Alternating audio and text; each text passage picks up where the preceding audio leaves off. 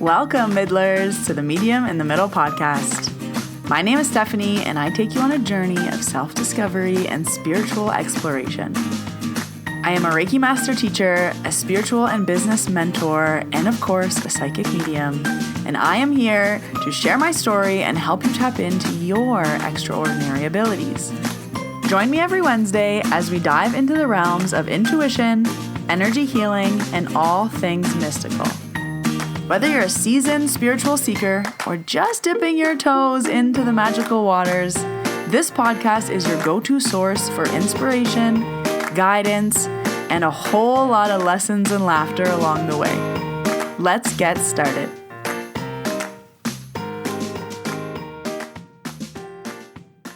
Hello, Middlers. Welcome to episode 269. My name is Stephanie. I am the medium in the middle. Welcome back, or welcome if you're new. I was teaching Reiki Level 1 this past weekend, and I received a very good question. I said to the student, that's a very long-winded answer. I'll make you a podcast. So here is the podcast to answer the question, how do you use Reiki to help with your mediumship? I'm surprised I've never talked about this on the podcast before, but here is a whole episode for if you are a developing medium and you have Reiki or you've been thinking about taking your Reiki course. There are three main things that Reiki will help with, so I'm going to be talking about that today. Medium in the Middle just turned 5 years old yesterday. On June 9th, 2020 was when I officially launched the mediuminthemiddle.com. It was kind of me launching my business into the world. It was almost a year after the podcast was out and I was being asked to do services online, and it was in the middle of the pandemic. And I worked on my website by myself for 4 months. I didn't know what I was doing, and then I finally pressed release. So I am celebrating 5 years in business. I am celebrating 5 years with you. So thank you all of you for being a part of my business, Medium in the Middle, for helping me grow year over year, for being with me the whole time. I know some of you have been here from the very beginning. This podcast will be turning 6 in August. Oh my goodness. So thank you for being here, and happy birthday, Medium in the Middle. You are 5 years old. I've been getting asked a lot, how am I going to celebrate, this huge milestone? 5 years in business is massive. Just like reflecting on the success over the years and the hard work and the dedication and the growth year over year, and, thinking that, I can't do that again. And then you do it again, even bigger. So I've been getting asked, how am I going to celebrate 5 years? What am I going to do? And as the queen of celebration, I always recommend you celebrate your wins, make big deals out of things, like celebrate yourself. The same way we would celebrate a birthday, I have a 5-year-old business. That's just as important. I should be throwing a wedding for my birthday. But I'm not sure what I'm going to do yet for 5 years. It kind of snuck up on me. It always does. We're busy working with our head down, and then I looked up in my calendar. I'm like, oh yeah, my business is 5. So if you have any ideas of how I should celebrate 5 years in business, let me know. I usually buy myself something like, I've been wanting this, or I've been saving for this. But I just don't have anything materialistic in mind. Maybe like a piece of artwork, or I don't know. I'm really drawing a blank. So let me know what you think I should do for 5 years in business. This is huge. I want to sit in it for, at least the next month and think about what do I want to do to celebrate Medium in the Middle. Also, little Archie's birthday is coming up in 2 days. And I regret to inform that I almost always am not with Archie on his birthday. And this year, I am not with him again. So happy birthday to my dog, Archie. I'm sorry I'm not with you, but you are in good hands with the babysitters. So just a few announcements before we jump into this week's episode. There will be no new podcast episode next week on June 18th. I am away. So the next podcast episode will be June 25th, and then we'll be back to regular scheduled programming. So no new podcast next week. If you are looking for Reiki trainings, the next Reiki Level 2 is coming up for summer solstice, June 21st and 22nd. The next Level 1 is in July, the 12th and the 13th. And the next Mediumship Practice Circle is happening at the end of this month, June 28th. I will leave all the links you need for all of that down below in the show notes. Okay, and let's jump right into this week's episode. And the topic is how to use Reiki to help with your mediumship. And I have 3 tips of how to do this. So if you've had your Reiki, even level 1, it's really going to support you in your mediumship. Or if you're thinking about taking Reiki to help you in your mediumship, this will be how and why Reiki helps with mediumship. So number 1 is the Reiki attunements. In Reiki level 1, in my Reiki level 1, you will receive 4 attunements. So you receive 2 attunements each day. These attunements are literally opening up your crown, which makes it easier to receive Reiki energy. You guys have heard me say this before. I do believe that people can do Reiki even without the attunements. I just believe the attunements make it easier and faster, just like a driving lesson. It's going to make it easier and faster.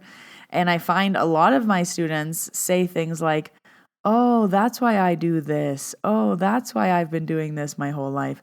Oh, I always do that. I didn't know what I was doing. So there's a lot of explanation of things that people have already been doing, and the attunements make things easier and faster. So on day 2 of my Reiki Level 1 course, I always teach the Usui test, which is a form of muscle testing, and your Usui test will become stronger because now you've had attunements. So it's just one of those things that once you're opened up to Reiki, it opens up lots of other things. That's why I call Reiki the gateway drug, because once you're opened, it's like, what else is coming in next from that opening? Number 1 is going to be the attunements, which are opening you up and allowing things to come in easier and faster. The second way that Reiki helps with mediumship is in Reiki, in your Reiki training, you would have learned how to tune into Reiki and you would have learned how to get into the flow. This is the hardest part of Reiki level 1 is shutting off your mind, not thinking, focusing on the task at hand, not thinking about laundry. You got to buy eggs. You forgot to take out the dishes. No. You have to stay focused on what you're doing, which is very difficult. Our brains are busy and they don't want to shut off. So I don't meditate, and I will never tell my students to meditate, but it is a form, I guess you could say, of meditation, clearing your mind and just getting into the flow without thinking. The most difficult thing in level 1 is people are always thinking like, is this working? Why don't I feel anything? Did I forget something? Oh, I got to buy eggs. Oh no, I got to focus. Oh, but I really got to buy eggs. I can't forget. Okay, focus. Does this work? What if it's not? I don't feel anything. Am I supposed to be feeling something? And their brain will go and go and go and go.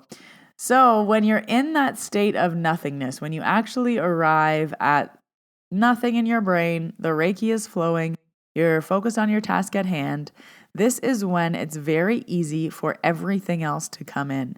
So this is why things open up after Reiki level 1, because you're practicing being in that state, and that's the state that we work from for all of spirituality. So even like the way we sit, what we do, the rituals to begin, to close, everything that you learn in your Reiki courses are all very similar to the things that you do when you start your mediumship.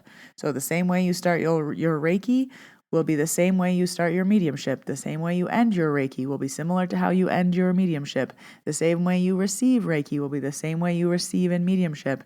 So it's just that state allowing you to receive without thinking. I work with people every day to get them to stop thinking and just receive. Your intuition isn't thoughts. I'm not thinking, what could your grandma's name be? Is it Anne? Is it Susie? Is it Charlie? Is it... No, it's just like, whoa, your grandma's name's Anne. No time for thought. So when you're in that Reiki state, it makes it very easy to receive from spirit. Which is why people will be doing Reiki and they'll start to hear names. They'll start to get messages. They'll start to get impressions. They might start to hear things. It's because they're not thinking, they're just receiving. And the third way that you can use Reiki to help you with your mediumship, I kind of say it's like a little cheat.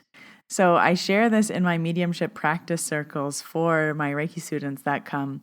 I say, use your distance Reiki, which you learn in level 2, connect to the person's energy that you're trying to read, and start by practicing reading their energy. Then you want to push up into their loved ones. So another way that you can practice mediumship is, say you come into my energy and you're like, oh, I'm seeing someone has a dog. Yeah, I have a dog.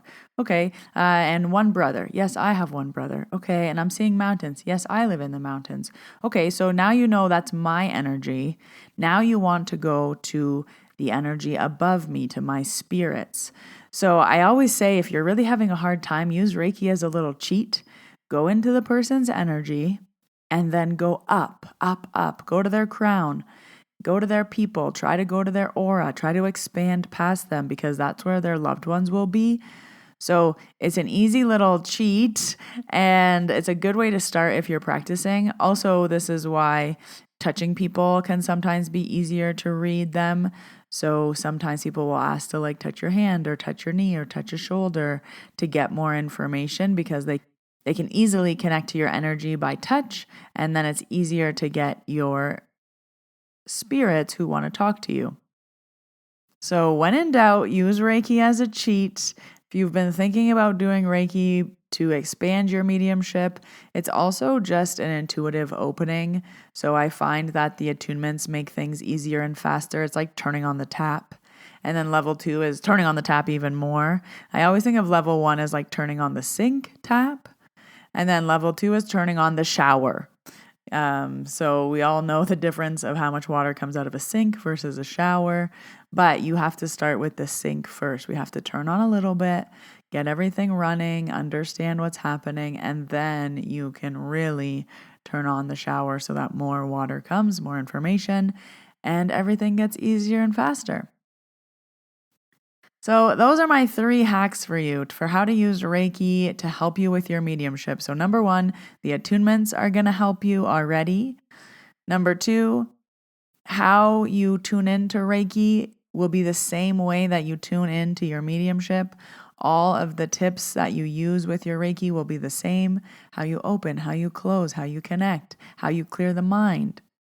And the third thing is using it as a little cheat to get into people's energy and then connecting with their spirit. So kind of like a bridge. You're going to connect to them and then you're going to go up. So try out these tips next time you're practicing your mediumship, or if you join me in the next mediumship practice circle, try these tips if you are Reiki certified. If you want to work with me, I offer my services virtually all over the world or in Banff, Alberta. I will leave the links you need down below in the show notes.